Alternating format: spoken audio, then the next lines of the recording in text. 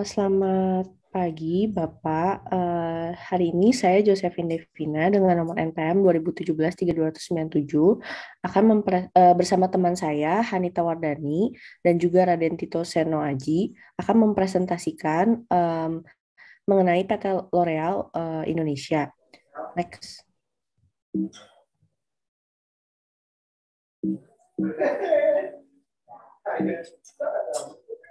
Jadi sejarah singkat tentang L'Oreal Group itu adalah sebuah perusahaan asal Prancis yang bergerak di sektor bidang konsumsi. Faktor utama L'Oreal Group adalah fokus utamanya adalah industri perawatan diri. L'Oreal Group sendiri didirikan pada 30 Juli 1909 di Paris, Prancis oleh Eugene Schuller. L'Oreal Group masuk ke Indonesia pada tahun 1979 dan telah menjadi perusahaan FMCG terdepan di Indonesia. Jadi FMCG itu adalah singkatan dari Fast Moving Consumer Goods, yang berarti perusahaan yang menjual produk secara cepat dengan harga produk yang relatif murah.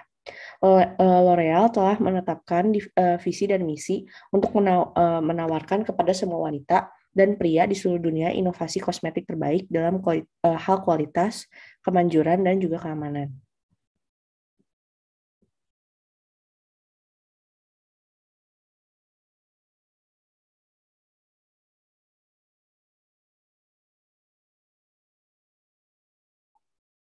Ini adalah latar belakang penerapan model bisnis yang ramah lingkungan.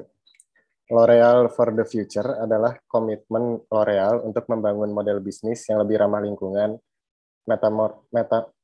mentransformasi aktivitas untuk menghargai batasan planet, serta berkontribusi menyelesaikan berbagai tantangan sosial dan lingkungan. Ada 3 pilar utama komitmen ini, yaitu pertama, mentransformasi bisnis untuk menghargai batasan planet, menerapkan program transformasi internal baru, dan langkah-langkah yang terukur untuk membatasi dampak perusahaan pada iklim, air, dan keanekaragaman hayati, juga sumber daya alam. Kedua, memberdayakan pihak-pihak yang ada dalam ekosistem bisnis, membantu mereka melakukan transisi ke dunia yang lebih berkelanjutan. Ketiga, membantu mengatasi tantangan dunia dengan mendukung kebutuhan dari langkah-langkah pemecahan masalah sosial dan lingkungan yang mendesak. Lalu ada 4 syarat utama yang diwajibkan L'Oreal dalam pengembangan produk agar berbasis berkelanjutan dan lingkungan. Pertama, memastikan produk harus ikut berkontribusi mengurangi dampak climate change. Kedua, bagaimana penggunaan air bisa menghargai prinsip-prinsip keberlanjutan. Ketiga, resource yang digunakan, misalnya kemasan dan resource lainnya dipastikan juga harus lebih sustainable. Yang terakhir adalah terkait biodiversity atau keanekaragaman hayati.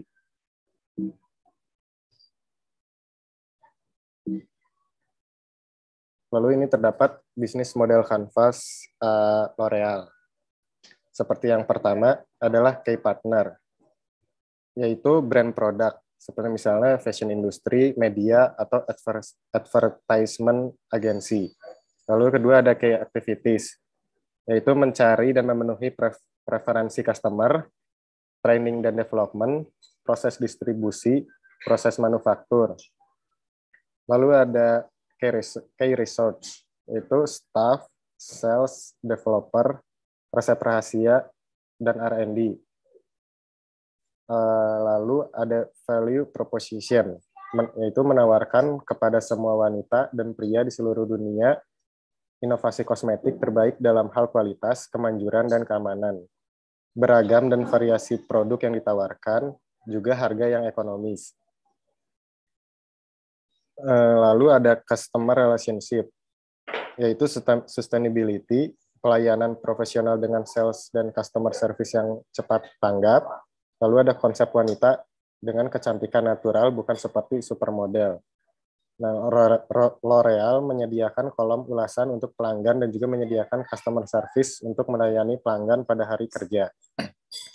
Lalu ada customer segment, beauty enthusiast, makeup user, seperti influencer, model, selebriti, dan konten kreator, MUA, dan salon. Nah, produk L'Oreal ditargetkan untuk para beauty enthusiast, influencer, dan makeup artist.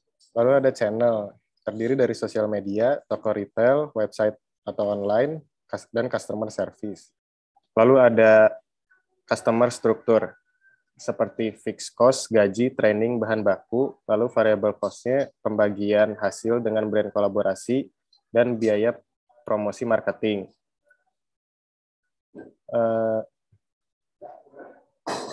Lalu ada revenue stream, yaitu penjualan produk sendiri dan hasil jualan dari kolaborasi dengan brand lain.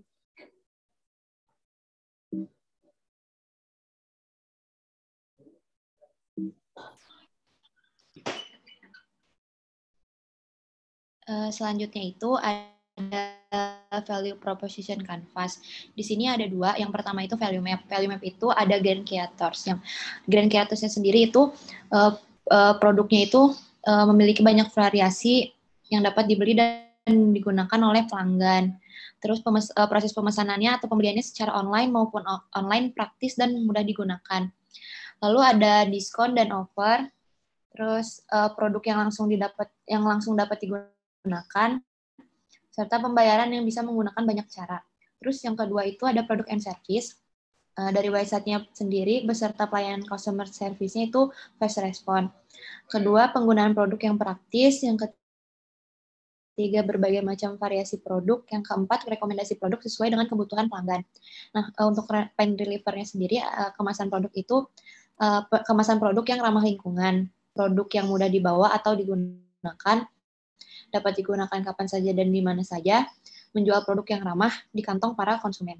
Untuk customer profilnya sendiri, yang Genshin itu memiliki banyak pilihan produk dan varian produknya. Produk yang cepat sampai, harga yang murah, dan website yang mudah digunakan. Pains-nya membuat limbah pabrik, harga produk kecantikan lain itu lebih mahal, penumpukan kemasan yang tidak ramah lingkungan, dan produk yang belum jelas kandungannya.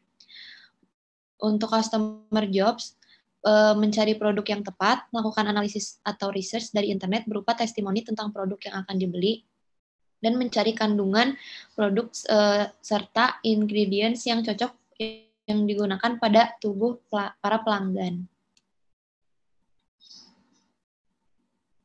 Segitu aja, sekian, terima kasih.